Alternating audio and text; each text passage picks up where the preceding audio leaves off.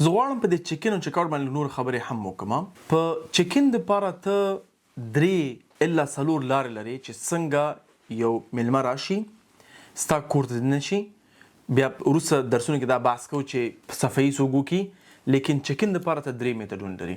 مربوط کوي چې ستا پراپرټي په کوم ځای کې ده. که ته کولی شي اټومیټیک لاک ورته ولګې په ډور ډاش باندې، یا مثلا ډور بل د خدای بلا کمپنیګان ته کولی ریسرچ پې وکړي، هغه واخلي په دې شرط چې هغه اټومیشن سپورټ کوي، ډور ډاش سپورټ کوي، او هغه خپل منیجمنت سافټویر سره چې کوم زه په خپله ګیسټي درته وایم چې هغه استفاده کوه. دلته به موږ تفصیلي په هغه باندې بحث کوو.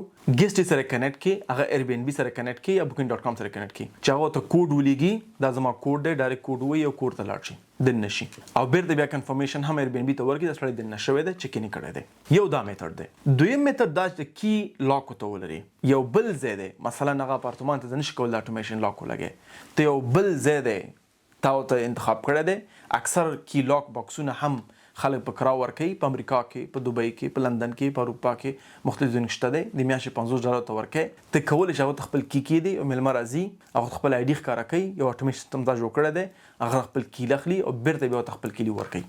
خبره ختمه. دریمه لاره ریسپشن دی. که ریسپشن کولی شي تا ته خلکو ته کلي ورکړي او کلي بیرته واخلي، دا دریمه لاره ده. څلورمه لاره نږدې یو دوکان دی چې چا سره خبرې کوي، ورور تا ته د میاشتې $100 درکوم یا $50 درکوم، تا زما مېلمانه کلي درکوي او کلي دې نه اخلي. خبره ختمه. ځکه چې بهترین میتھډ څه شی دی چې یو سړی کور ته راغی، کلي واغسته، دننه شو، بیرته لاړو. په همغه څنګه دا وځي چې یا ستا کوم سروس دی، یا ته پخپله کې صفایي هاوس کیپینګ ورته میسیج دی چې دا چیک آوټ شوی دی او سبا موږ بل میلمه لرو، نو زه دوی باید لاړ شي، کور باید پاک کړي، بیډشونه به بل کړي او بیرته بیا کلي عمل ته ورکړي، کوم ځای چې ټوله کړې ته. نو کوم ځینې هم چې ته آپشن لري دا باید ته استفاده کړي، ځکه دا یو ډیر مهم میتھډ دی.